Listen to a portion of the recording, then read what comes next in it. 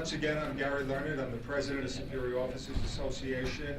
I represent the sergeants up to the assistant chiefs of the department. And obviously, the last time I was here, I spoke out against it, but I'd like to start with one thing. I think maybe a lot of you're not understanding the term that the department is using for administrative positions. And maybe in your mind, you fantasize that this is someone that's tied to a desk doing paperwork.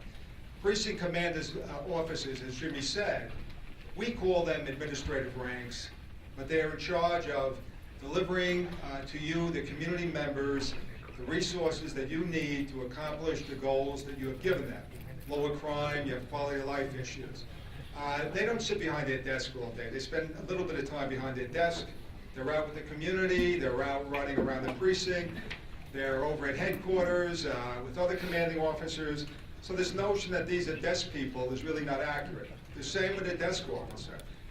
We call him a desk officer because when you walk in that building in every precinct, he's one of the first people you see. But again, he's organizing the activity of the sergeants and the police officers to make sure they're doing their job properly. He's not a paper pusher. However, in addition to making sure that the roll calls are complete, that people are on their assignments, that sergeants are patrolling the areas and responding to calls they should go to. They're also responsible for every case report that's taken. They're the ones that classify the case report. They're the ones who decide whether or not that case should either end where it is or have further investigation. They send it to the detective division.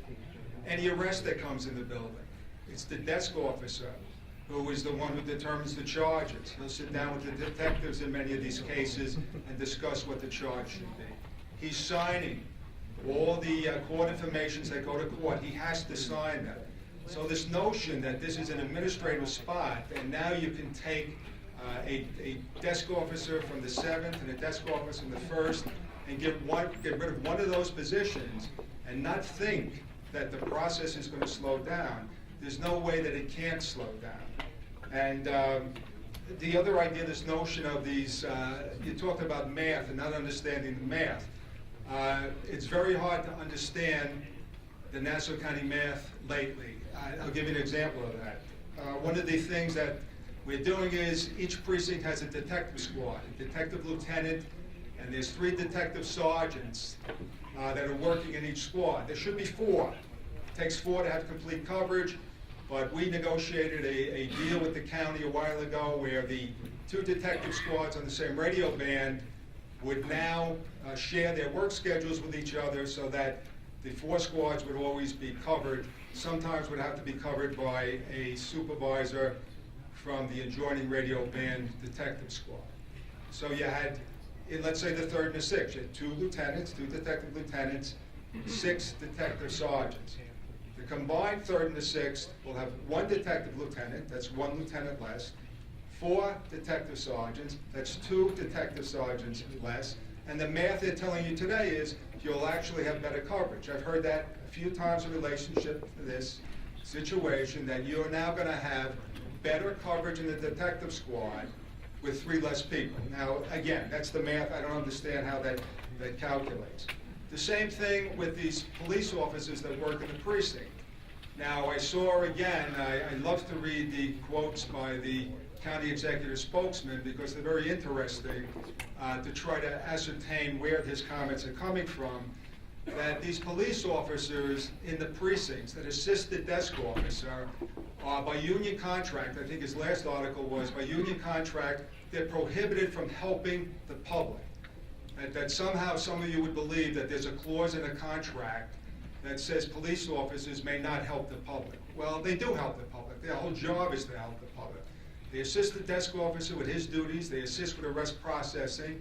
They're the ones when you walk in and you have some situation that you want to report to the police. Maybe it's sensitive, maybe it's a neighbor problem, and you don't want a police car to be in front of your house so the neighbors are talking about you.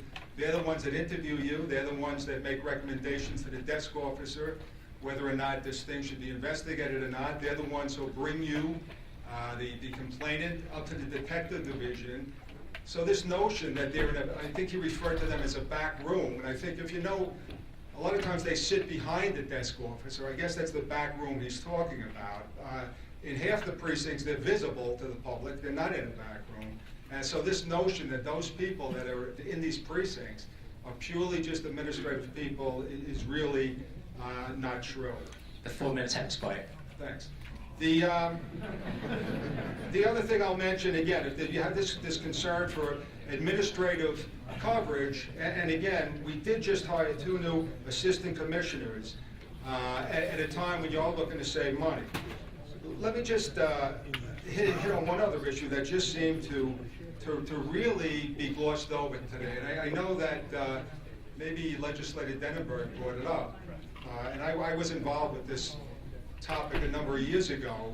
This concern that Nassau County during a hurricane is going to be prone to massive flooding, and I know that they determined the South Shore was extremely vulnerable, and the hurricane that we just had, this past hurricane, at the end of the summer, our county executive in Mangano called for evacuation of people living, if you go from the city line to Rockville Center, anybody who was south of Sunrise Highway, he urged to evacuate.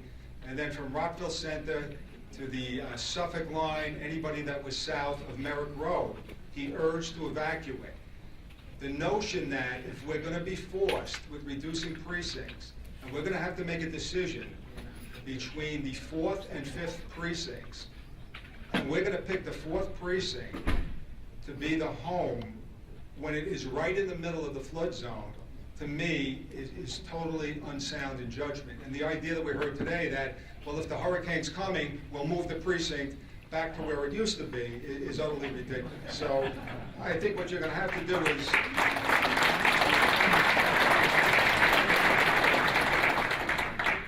I think if you really use your conscience and look at this and look at the type of service that we've been delivering, and let's not go to this plan where what we're going to do is, and I called it a couple of months ago, the UPS style of policing, and I think the new commissioner mentioned this, where we want to equalize the workload. We don't work that way in Nassau County because some areas, police officers are taking a lot of case reports. Other areas, they're not taking many case reports at all, but maybe the type of the community deserves more time on patrol.